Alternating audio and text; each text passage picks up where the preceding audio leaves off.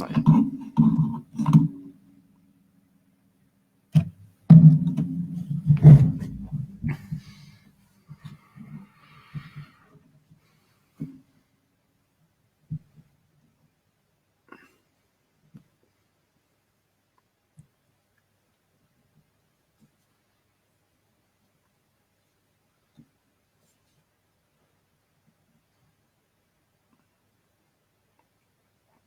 Give it 30 seconds.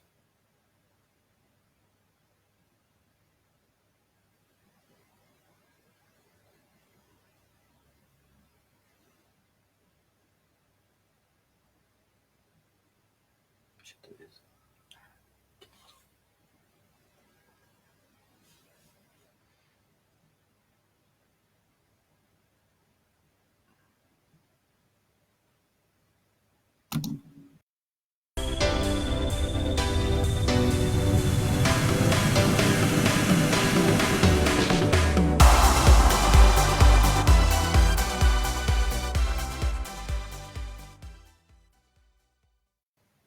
Good evening and welcome to the ME7 Podcast. Neil Harris's Tricky Blues carry on going on. Wow, what a result of the weekend, beating Accrington Stanley at the WAM Stadium. After 9 home games, they've been unbeaten. Neil Harris's side rocked up and beat them by 2-1 over the weekend. Goals from Charlie Kelman and Verdane Lolabat secured all 3 points and put Gills 4 points clear of the relegation zone. You'd never have guessed that was going to be happening as Neil Harris walked through the door. Tonight, we are joined by Lewis Browning and David Jenkin. Gents, good evening. It's been an incredible job that Neil Harris has done. Lewis, we'll come to you first. A brilliant result over the weekend. Just give us your assessment of it. Yeah, evening everyone. Thanks for inviting me on the show. I always thought Accrington was going to be a tough one. They, as you said, James, they're great at home, brilliant home form. I think if they didn't have their fantastic at home form, they probably would be a bit further down the table because they struggle away, but it's a different story at the WAM Stadium. And, I thought maybe going into the game, picking up a point or anything we can get out of it would be fantastic. And going 2-0 up, we were in dreamland, I think, with our recent defensive record and how well we've been doing at the back since Neil Harris came in. I sort of expected us to see it out. When the penalty went in, panic stations. Everyone that's a Gillingham fan knows how stuff like that normally ends. But yeah, they held on and they got a massive 3 points, invaluable really because of where we were, the fixture that we had, and you can't underestimate how important that win is.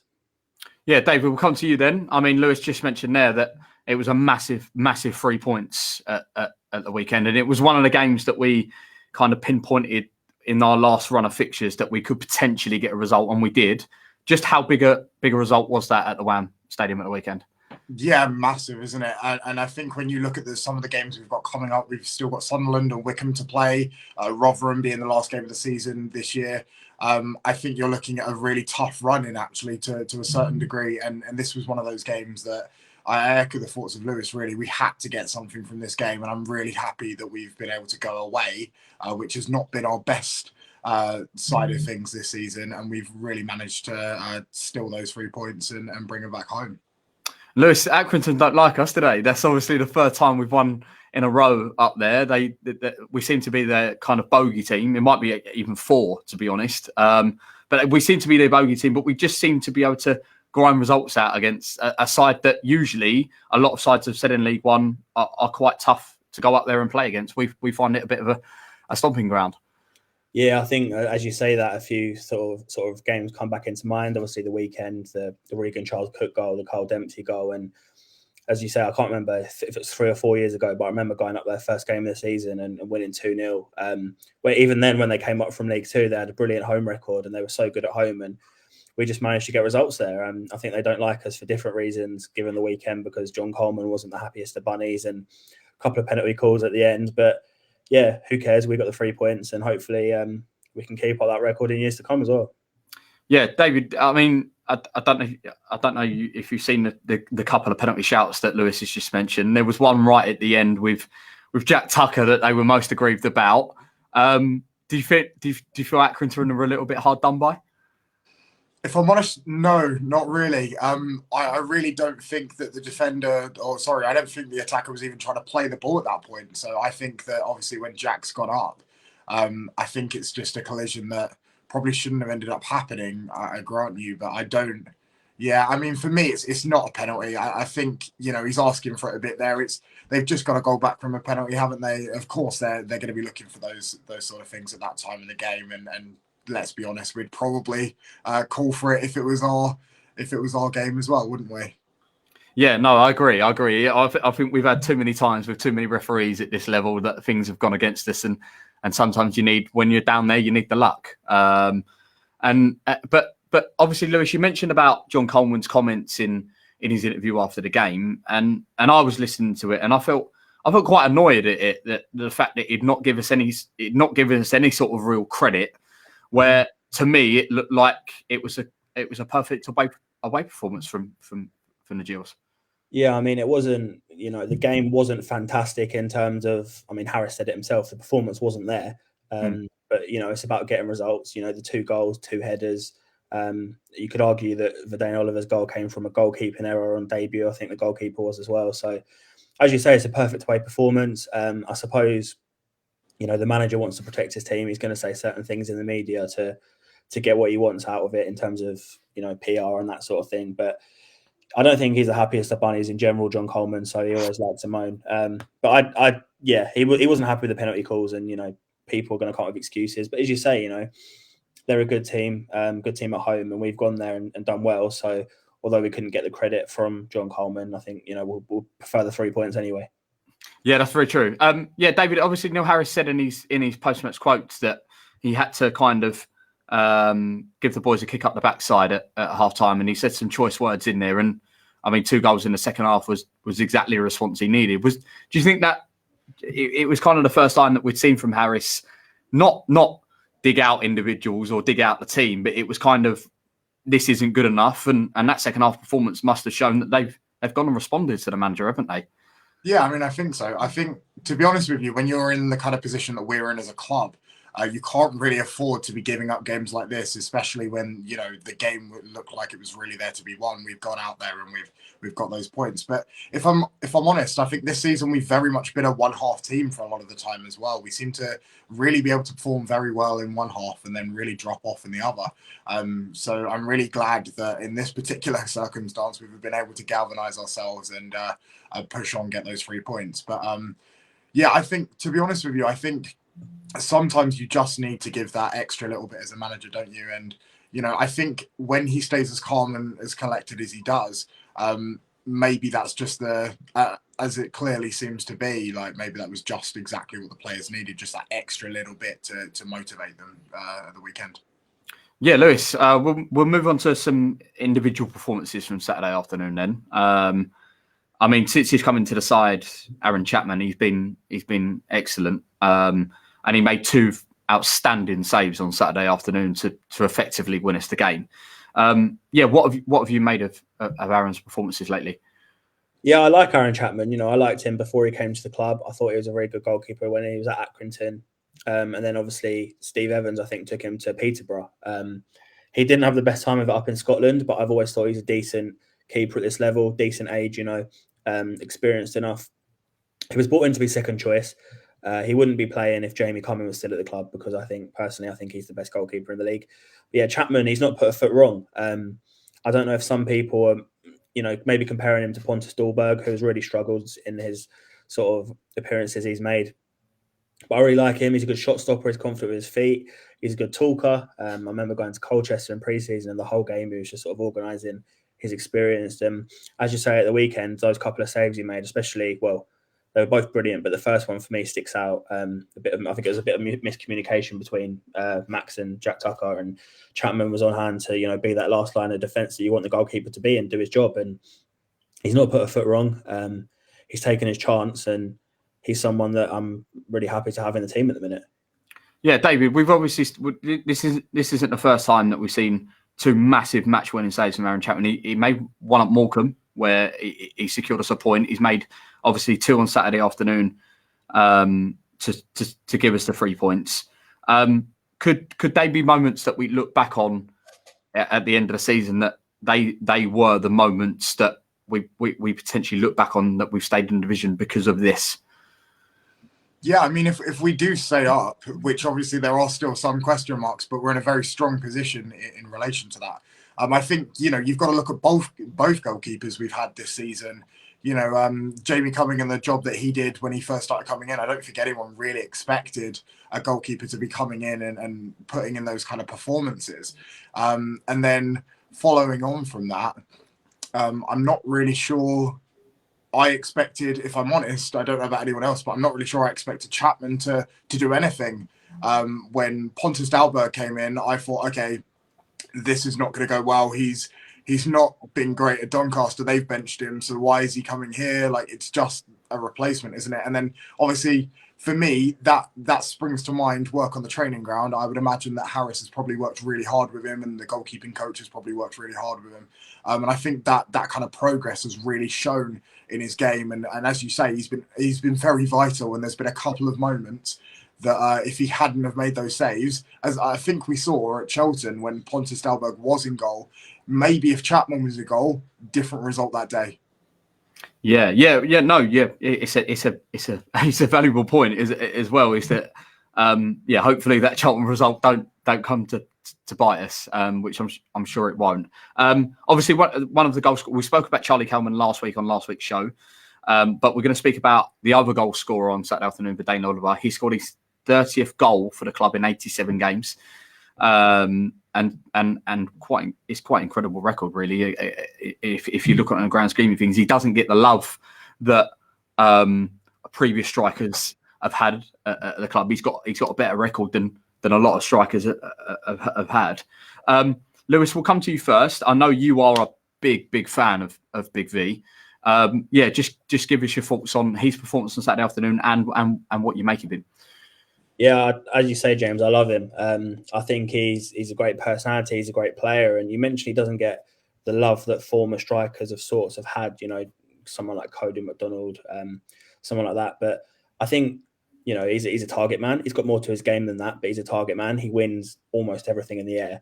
And they're not necessarily as easy on the eye. I don't know if that's why, but, he knows where the net is. He's well into double figures this season. He got 20 last season. It's probably unfortunate that he played his best football really behind closed doors last season under Steve Evans when we finished 10th, and he got the 20 league goals. But yeah, I think he's brilliant. His link-up play is great. As I say, he wins everything in the air, and his goal record speaks for itself. I think it's on par with the likes of Danny Kedwell, who obviously got a lot of love at Gillingham. And yeah, I think he's a great player. I know he's had some issues off the pitch in terms of living away from home, and he's had a new baby. And I think going off his Instagram has been some complications with that. So his personal life isn't helping his football at all, really. But he's carrying on. I think his work rate is brilliant, and he gives us all for the club. And when we're so limited going forward as we are at times, given the personnel we've got, that sort of thing, and the setup we've had to employ to try and secure our defence a little bit, I think he works hard and he's feeding off scraps. And I'm really happy he got his goal at the weekend. Yeah, David. I mean, Lewis mentions about just how hard Dane Oliver works, and he scored near enough 20 goals in the lockdown season, should we say? He's contributed to near enough double figures this season. His game in terms of not just goals but work rate, he's the best header of the ball in this division by a country mile in terms of forward play. What do you make of Dane? Yeah, I mean, I'm a big fan, similarly to Lewis. I think my biggest issue really is I don't think it's down to the player that he is. I think it's down to the players around him.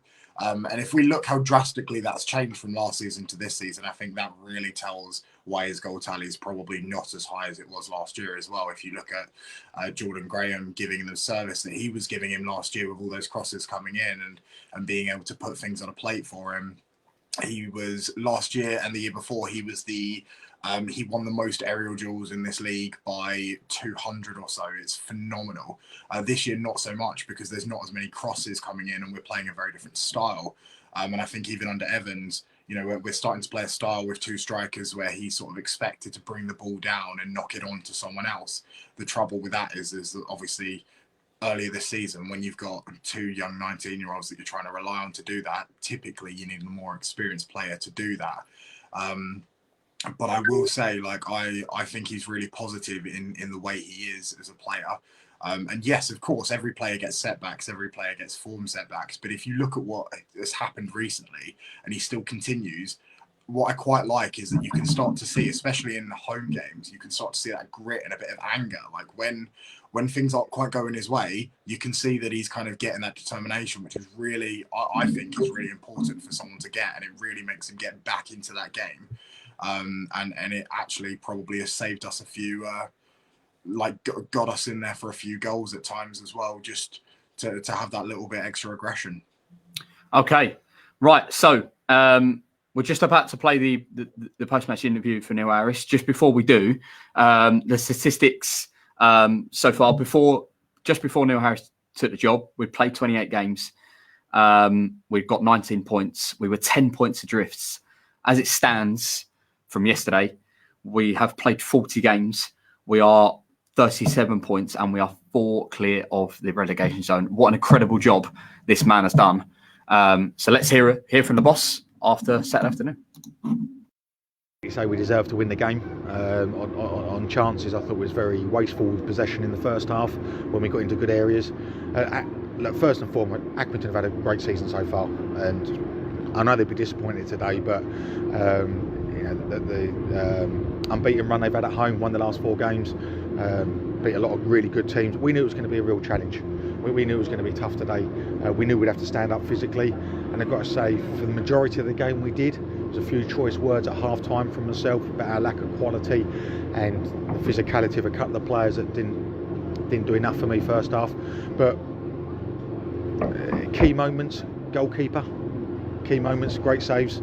Other end, 2 clear-cut chances. We put the ball in the net, and football's about scoring goals at the key times and winning games. And today, credit to my players for finding a way. You said to us on Thursday that you hoped the moments of quality belonged to us, and at both sides of the field that appeared to be the case. Yeah, and like you say, goalkeeper man of the match for me, and I thought it was excellent. I thought my centre forwards were really good, and the goalkeeper was excellent. I'll let the rest off in between because they've been very good since I've got here. But at key moments, you need your goalkeeper to stand strong, and he did. And centre forwards, Charlie Kelman, I've talked about before, he's got the ability to score goals at this level. I believe if he's got the confidence in himself, and Big V, he's a handful, and just showed his aggression and what he's about going up against the young goalkeeper. Stuart O'Keefe had to come off. Is that just a precaution?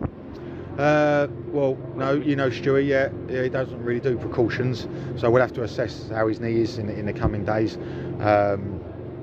Delighted for Dan Phillips to get on the pitch, and by hook or crook he gets an assist for a goal for Verdane. Was Dan who put the ball in, wasn't it? Yeah, it wasn't his finest of balls, and he's technically a very good player, as we know, but he gets an assist, so it's great for him to get minutes after not being involved for the last 3. Right, welcome back to the show. As you just heard, that was Neil Harris following Gills' 2-1 win at Accrington Stanley this past weekend. Another great result for the Gills, and for once in the middle of the week, we have some Gills-related news that isn't related to a game.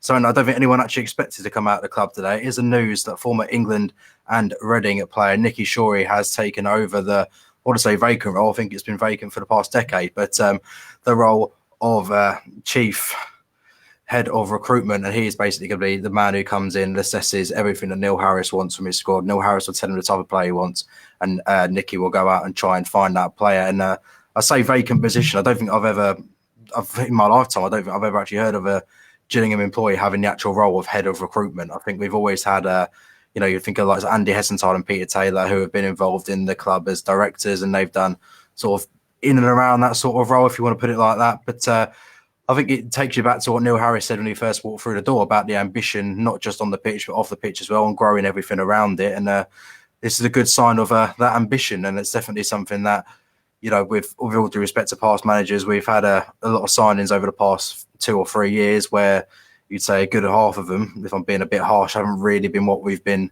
looking for and haven't turned out that way. So hopefully now we have a new head of recruitment in Nicky Shorey. We'll be able to sort of thin the line between quality and quantity, and not just having players for the sake of it, and actually finding the best ones out there. I'm sure Neil will be working closely with Nicky to do that. But Lewis, as I said, it is something we've not really experienced too much as Gills fans, having someone in that actual role. But it's definitely a nice pointer back to when Neil Harris first came in. He said he wanted to improve things on and off the pitch. It's a good start to that.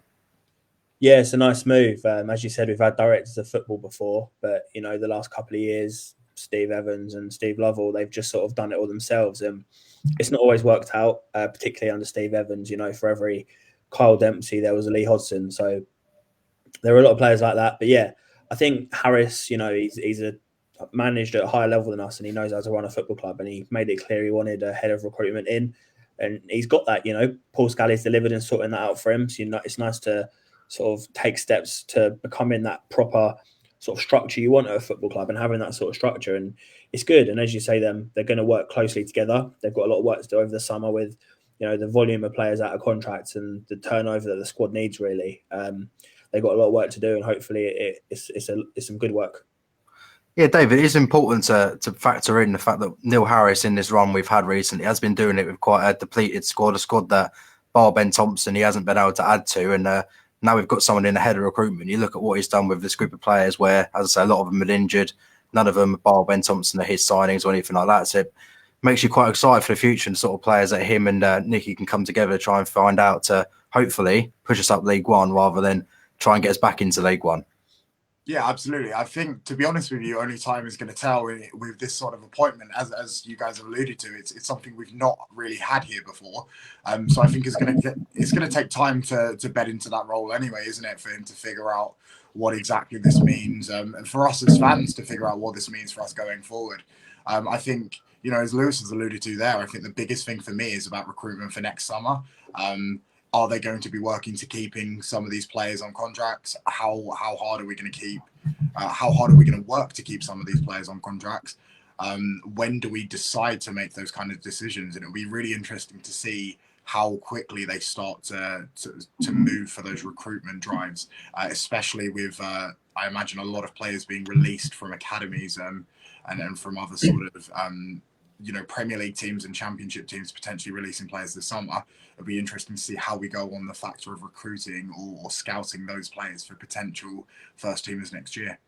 Yeah, we are going to talk about some of the players we have out of contract, and it will come to no surprise for Gillingham fans that it is a rather long list, as it tends to be after every summer. But before that, we're going to just finish off the whole Accrington recap with a review from a fan who's been sent in. So we're going to play it to you now and get his thoughts. Hi there, this is James giving my video review of Saturday's match away to Accrington Stanley. We were very, very good, I thought. I thought the Gills acquitted themselves really well against a really good side. They could have been on the beach already for their holidays, but they weren't. I think Accrington really looked like a side in form, looked like a team who'd been, had played well at home recently, and they certainly did so again. And if it hadn't been for a fantastic performance from Aaron Chapman, we could very well have been out of sight, around the sort of 60-minute mark. I thought he played fantastically well. Some early doubts about him, but he's really acquitted himself well since coming in under Neil Harris. I thought that we played very, very well to a man. I thought we looked good in possession. I thought the front two linked up really, really well. And it was wonderful to see both of them get on the score sheet. Kelman has looked a different player under Harris. And Verdane Oliver was just his usual tireless self, wasn't he? Cracking little cameo from Dan Phillips as well. I thought he played really well at the end. And it wouldn't be Gills, would it, if it was made easy at the end? When we went 2-1 down and there were 7 minutes, I really, really thought that we would concede an equaliser.